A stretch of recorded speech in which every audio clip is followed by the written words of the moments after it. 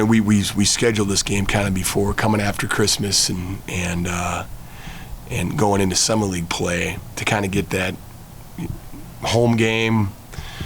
We don't know how weather is getting back sometimes, so it's kind of nice to have that game that we get back and get prepared for.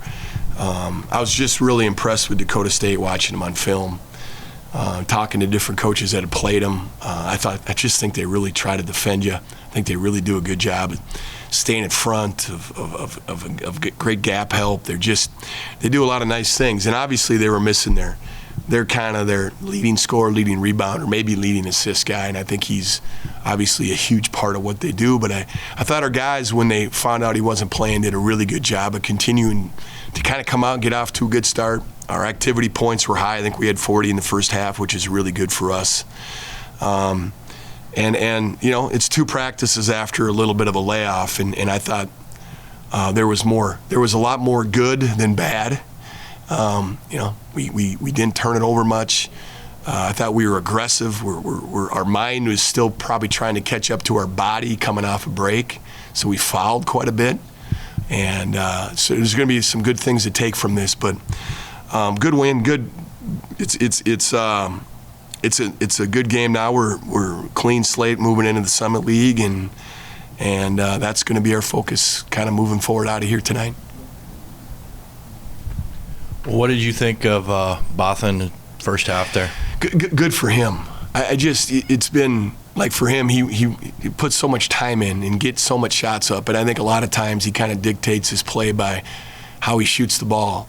And we're really trying to get him more wrapped up and worried about how loud he talks, how physical he plays, doing a better job, ball screen defense in our talk and our rebounding and physicality.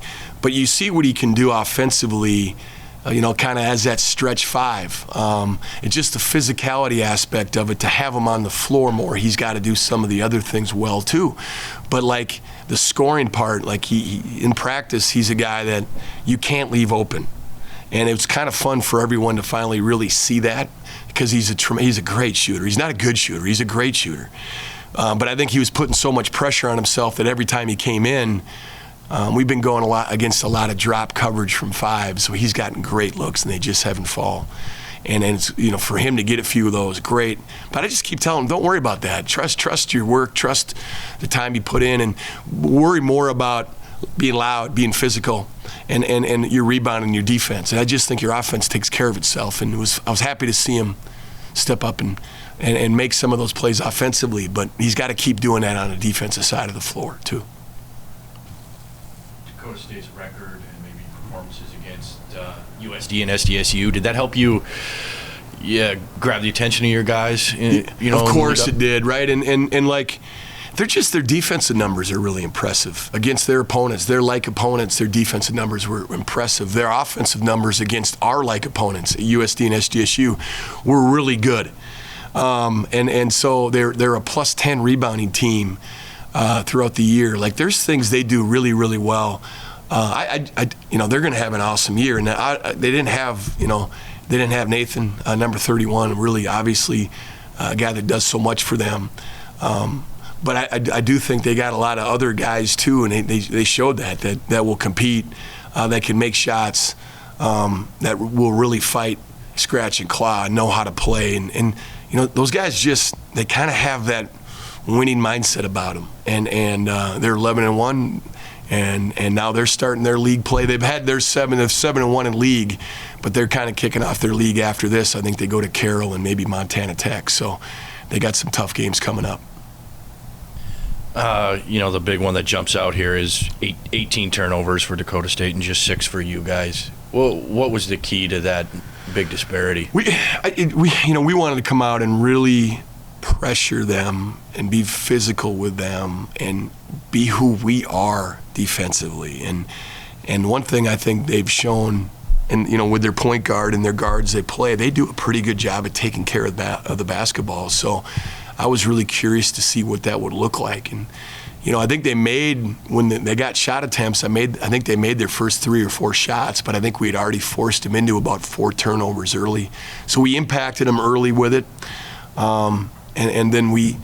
But I set a goal for our guys, You know, they're a team that makes 9 threes a game. I said, let's hold them to fewer than 5 or fewer threes. They got 4.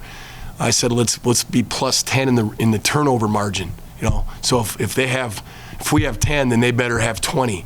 And I think we had 6 and they had 18, so we ended up plus 12 in that. And that's important for us. Like the style of play we have.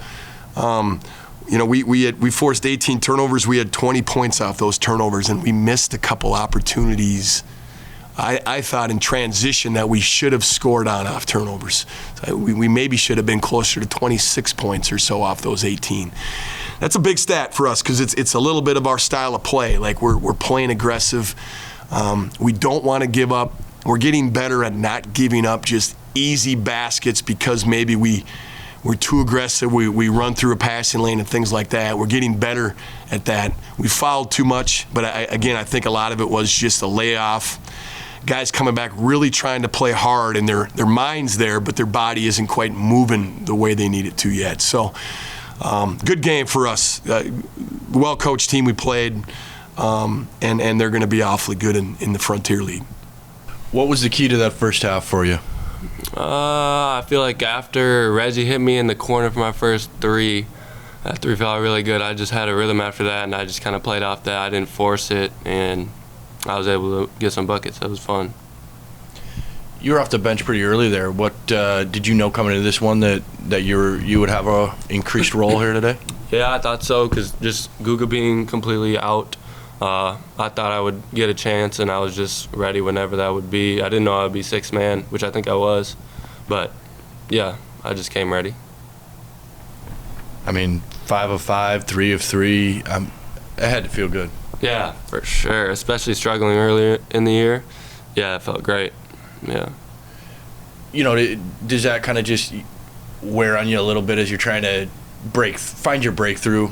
Just kind of as you just weren't. Coach said that you were getting some good looks and they just weren't quite falling for you.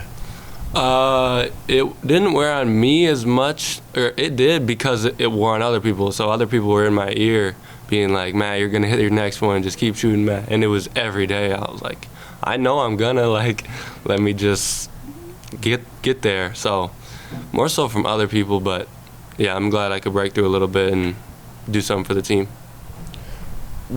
How could you maybe build on this? Or, can this provide you some momentum going forward here? I think just staying ready, listening to the coaches, try to bring something more to the defensive end. Just stay ready, do what I can.